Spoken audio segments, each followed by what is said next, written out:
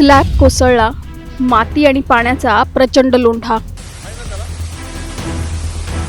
पहिल्याच पावसात मिसिंग लिंकच्या कामाची पोलखोल। 7,120 कोटींचा प्रकल्प पाण्यात। तब्बल 7,120 कोटी रुपयांचा खर्च।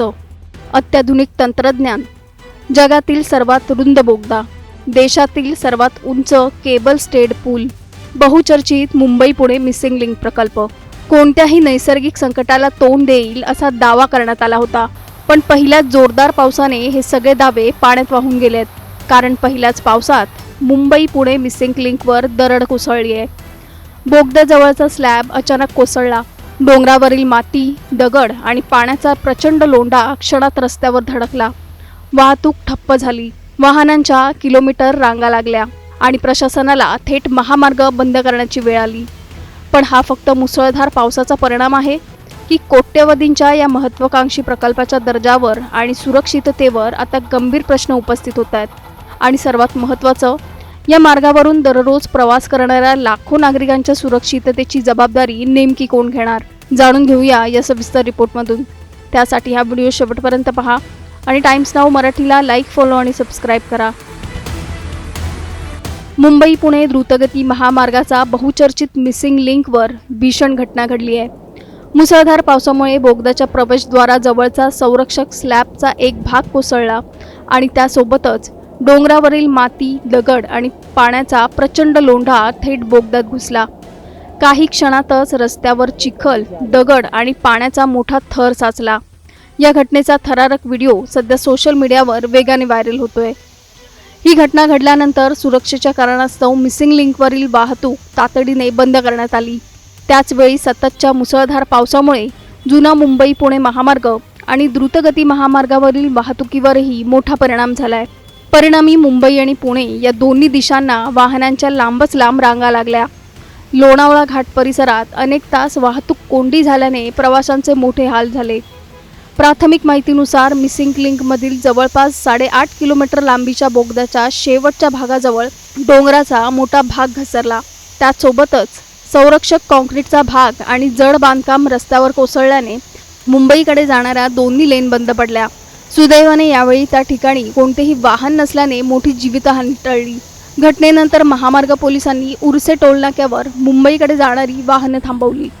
त्यामुळे टोल नाक्यापासून अनेक किलोमीटरपर्यंत वाहनांच्या रांगा लागल्या। पावसात अडकलेल्या नागरिकांना तासनतास प्रतीक्षा करावी लागली आणि अत्यावश्यक प्रवास करणाऱ्यांनाही मोठा फटका बसला। दरम्यान प्रशासनाने नागरिकांना अत्यावश्यक कामाशिवाय मुंबई पुणे एक्सप्रेसवे आणि जुना मुंबई पुणे महामार्ग वापरू नये असं आवाहन केलंय। हवामानाची परिस्थिती आणि रस्त्यावरील कामाचा आढावा घेऊनच पुढील निर्णय घेतला जाणार असल्याचं सांगण्यात आलंय। मिसिंग लिंकवरील अडथळा दूर करण्यासाठी युद्धपातळीवर काम सुरू आहे। घटनास्थळी मोठी यंत्रसामग्री, क्रेन आणि गॅस कटरच्या मदतीने कोसळलेल्या काँक्रीटचे तुकडे आणि लोखंडी रॉड हटवण्याचं काम सुरू आहे। अधिकाऱ्यांच्या म्हणण्यानुसार बोगद्याच्या मुख्य संरचनेला कोणतीही गंभीर हानी झालेली नाही। मात्र सुरक्षितता तपासल्यानंतरच वाहतूक सुरू करण्याचा निर्णय घेतला जाईल। या घटनेनंतर मिसिंग लिंक प्रकल्प पुन्हा एकदा चर्चेत आलाय। अत्याधुनिक तंत्रज्ञान, जगातील सर्वात रुंद बोगदा, देशातील उंच केबल स्टेड पूल आणि नैसर्गिक आपत्तींना तोंड देईल अशा दाव्यांसह हा प्रकल्प सुरू करण्यात आला होता। मात्र काही दिवसांपूर्वी पुलावर खड्डे पडल्याची चर्चा सुरू होती आणि आता मिसिंग लिंकवरचा स्लॅब कोसळल्याने प्रकल्पाच्या गुणवत्तेबाबत प्रश्न उपस्थित झाले आहेत। दुसरीकडे संबंधित यंत्रणांकडून मुसळधार पावसामुळे ही घटना घडल्याचं सांगत परिस्थिती नियंत्रणात आणण्यासाठी प्रयत्न सुरू असल्याची माहिती देण्यात आली आहे। जसं कनेक्टिंग रिंग पाशी दरड कोसळली, इमिजिएटली ट्रॅफिक बंद करण्यात आला, डायव्हर्ट करण्यात आला। पुण्यातनं आणि मुंबईतनं दोन्ही साईडने लोकांना सांगण्यात आलं की हा रस्ता बंद आहे, त्यामुळे तुम्ही याच्यावर जाऊ नका। आज आपल्याला अडकलेले लोक खूप आहेत बाबा, अशी परिस्थिती त्या ठिकाणी दिसत नाही, कारण अलर्ट मोडवर आपण आहोत। अर्थात काही लोक निश्चित अडकलेले आहेत, जे मध्ये होते त्यांनाही परत फिरून कसं जाता येईल याची व्यवस्था केली आहे। या दरडी काही कोसळल्यामुळे रस्त्यामध्ये पाणी इतकं साठलेलं आहे की त्या ठिकाणी मदत करून त्या छोट्या गाड्या बाहेर काढाव्या लागतात, तेही काढण्याचं काम हे चाललेलं आहे। या घटनेनंतर राज्य सरकार आणि संबंधित यंत्रणांसमोर अनेक गंभीर प्रश्न उभे राहिले आहेत। तब्बल 7,120 कोटींचा खर्च करून उभारण्यात आलेला आणि अत्याधुनिक तंत्रज्ञानाचा दावा करण्यात आलेला हा प्रकल्प पहिल्याच मान्सूनमध्ये अशा प्रकारे अडचणीत का सापडला? उद्घाटनापूर्वी गुणवत्ता तपासणी नेमकी कशी झाली होती? मुसळधार पावसाचा अंदाज लक्षात घेऊन संरक्षणात्मक उपाय पुरेसे केले होते का? आणि काही दिवसांपूर्वी खड्डे पडल्याच्या तक्रारी समोर आल्यानंतरही आवश्यक दुरुस्ती आणि तपासणी वेळेत झाली होती का? इतक्या मोठ्या सार्वजनिक निधीचा वापर झाल्यानंतर नागरिकांना सुरक्षित आणि विश्वासार्ह पायाभूत सुविधा मिळाल्या का? याचाही आता सखोल आढावा घेण्याची मागणी होते. या घटनेची स्वतंत्र तांत्रिक चौकशी होणार का? दोषी आढळल्यास जबाबदारी निश्चित केली जाणार का? आणि भविष्यात अशी घटना पुन्हा होणार नाही याची हमी सरकार कशी देणार? हे प्रश्न आता सर्वसामान्य नागरिक विचारतायत. मुंबई पुणे मिसिंग लिंक हा केवळ एक रस्ता नाहीये, तर लाखो प्रवाशांच्या सुरक्षिततेशी आणि हजारो कोटी रुपयांच्या सार्वजनिक पैशांशी संबंधित प्रकल्प आहे. अशा परिस्थितीत पहिल्याच मान्सूनमध्ये स्लॅब कोसळणं, माती आणि पाण्याचा प्रचंड लोंढा बोगद्यात शिरणं आणि वाहतूक पूर्णपणे ठप्प होणं ही बाब नक्कीच गंभीर ठरते. या घटनेला नेमकं कारण काय? हा केवळ विक्रमी पावसाचा परिणाम आहे की बांधकामातील काही त्रुटी? प्रकल्पाची गुणवत्ता तपासणी नेमकी कशी झाली होती? उद्घाटनापूर्वी सर्व सुरक्षा मानकांची काटेकोर अंमलबजावणी झाली होती का? या घटनेची स्वतंत्र तांत्रिक चौकशी होणार का?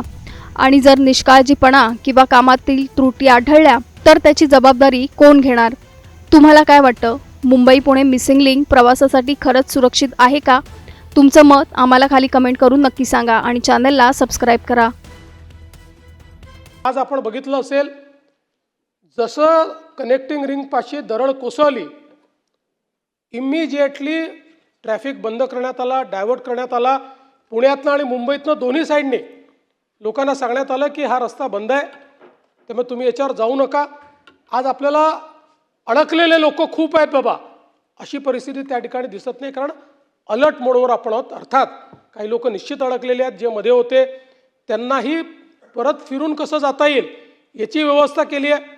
या दरडी काही कोसळल्यामुळे रस्त्यामध्ये पाणी इतकं साठलेलं आहे की त्या ठिकाणी मदत करून त्या छोट्या गाड्या बाहेर काढाव्या लागत आहेत. तेही काढण्याचं काम हे चाललेलं आहे. मला असं वाटतं की आजचाही दिवस हा अत्यंत महत्त्वाचा आहे. आमचे मंत्री गिरीश महाजन रात्री 1 वाजता त्या ठिकाणी मानखुर्दला होते आणि आजचा दिवसही महत्त्वाचा आहे.